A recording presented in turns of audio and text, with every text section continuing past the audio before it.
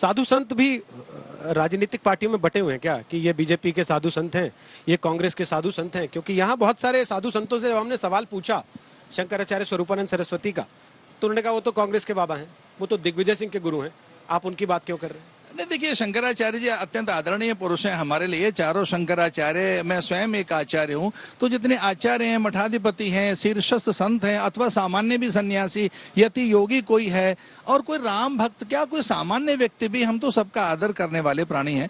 हम ऐसा नहीं मानते कि कोई सरकारों में बटे हैं सन्यासी, पर एक सच है कि भारत का प्रत्येक प्राणी राम के साथ है। तो क्या आप क्रेडिट देते हैं बीजेपी को राम मंदिर आज जो बन रहा है उसका? मैं निसंदेह भारत के प्रधानमंत्री के अखंड प्रचंड पुरुषार्थ की, माननीय अमित शाह जी के पुरुषार्थ की भी प्रशंसा तो करना चाहूंगा, लेकिन मैं माननीय उच्चतम न्यायालय के प्रति भी अत्यंत आभारी हूं, और मैं बहुत आभारी उन संगठनों के प्रति भी हूं, वो विश्व हिंदू परिषद रहा हो, स्वयं राष्ट्रीय स्वयंसेवक संघ है, अथवा उसके अनेक अनुषांगिक संगठन हैं, अथवा केंद्रीय मार्गदर्शक मंडल, धर्म संसद, हिंदू धर्माचार्य सभा, इन सारे संगठनों का मैं आभारी हूं, और पूरा राष्ट्र आभारी है। निसंदेह हम ये कहना चाहेंगे कि माननीय प्रधानमंत्री जी का एक की दृढ़ इच्छा शक्ति तो रही, अथवा उनकी राजनीतिक ये शक्ति का परिणाम तो दिखाई दे रहा है। इस बात को हर कोई स्वीकार कर रहा है कि ये ऐतिहासिक क्षण है जी।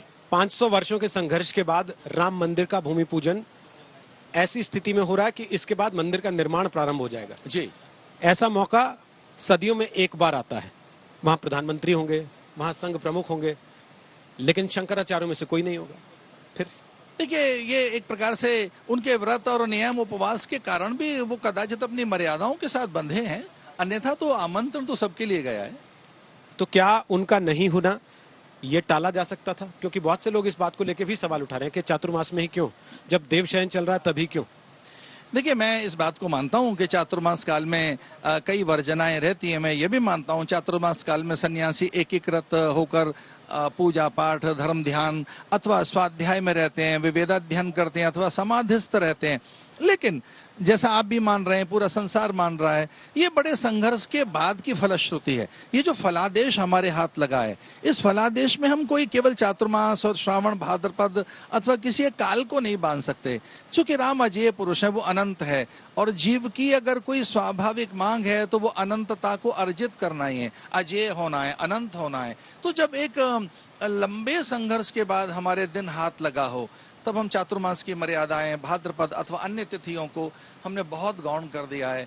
हम उल्लास से भी बड़ी बात है ये। और जिस दिन ये निर्णय आया तब पूरा राष्ट्र एकीकृत था। आज कांग्रेस की महासचिव प्रियंका गांधी वाड्रा ने बाकायदे ट्वीट करके राम मंदिर निर्माण का स्वागत किया। मनीष तिवारी ने वीडियो बयान जारी किया। कमलनाथ ने हनुमान चालीसा पाठ करवाया मध्य प्रदेश में, और यह भी कहा कि हम कांग्रेस कार्यकर्ताओं द्वारा इकट्ठा किए गए पैसे से निर्मित 11 चांदी की शिलाएं अयोध्या में भूमि पूजन के लिए भेज रहे हैं। अब इसको लेकर बहुत से लोग सवाल उठा रहे हैं कि भाई ये लोग पहले रास्ते में रोड़े अटका रहे थे, अब आखिरी मौके पर ये क्रेडिट लेने के लिए साथ में आ खड़े होना चाहते हैं। प्रियंका कह रही हैं कि राम तो सबके हैं। आप कैसे देखते हैं इस पूरी बहस को? मैं उनके इस औदार्य की प्रशंसा करना चाहूंगा, और मैं प्रत्येक उस व्यक्ति का हार्दिक स्वागत करना चाहूंगा जो राम के कार्य में सहयोग कर रहे हैं, दान दे रहे हैं, अथवा किसी प्रकार से भी जो अपने सहायक बन रहे हैं। तो इस समय उन सबके द्वारा दिया गया दान, सहयोग, सेवा अथवा समर्पण अत्यंत प्रशंसनीय, अनुकरणीय, और इस प्रकार से ये एक स्वागत योग्य पहल है। हमें लगता है कि सारे लोग खड़े हो जाएं। जब विवेकानंद स्मारक बना तो सारी संस्थाएं खड़ी हुई, पूरे देश खड़ा हुआ। सोमनाथ का मंदिर बना तो वहाँ के उस समय के राष्ट्रपति वहाँ पहुंचे।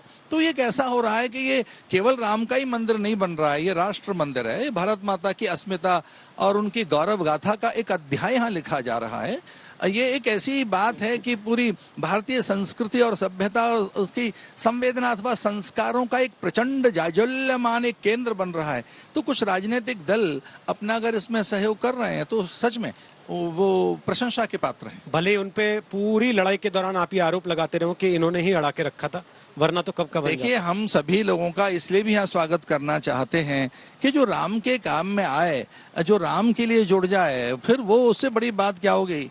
राम स्वयं कहते हैं, सन्मुख होए जीव मोहे जब ही, जन्म कोट अघनासों तब ही। तो राम के शरण में आने के बाद तो सब चीजें सिद्ध हो जाती हैं।